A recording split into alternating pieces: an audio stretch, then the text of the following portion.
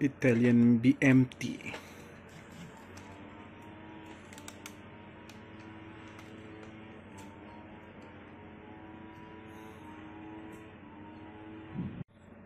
Sempena 25th anniversary Subway.